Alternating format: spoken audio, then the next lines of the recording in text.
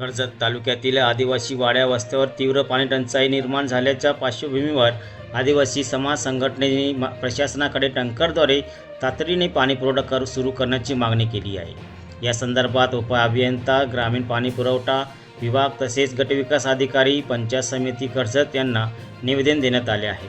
तालुक्यात विविध ठिकाणी पाणीपुरवठा योजनांसाठी कोट्यवधी रुपयांचा निधी खर्च करण्यात आला असला तरी अनेक योजना अपूर्ण अवस्थेत आहेत, तर काही योजना बंद पडल्या आहेत। त्यामुळे मोगरज, नेरळ, कशेळे, कळंब आदी विभागातील आदिवासी वस्त्यांवर नियमित पाणीपुरवठा होत नसल्याची गंभीर परिस्थिती निर्माण झाली आहे।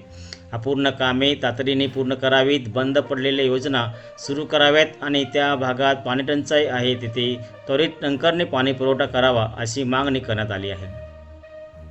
मागण्याकडे दुर्लक्ष झाल्यास तीव्र आंदोलन छेडण्याचा आणि हंडा मोर्चा काढण्याचा इशाराही संघटनेने दिला आहे। या संदर्भात पंचायत समिती सभापती नमिता घारे यांच्याशी चर्चा करण्यात आली असून त्यांनी सकारात्मक भूमिका दर्शवली आहे।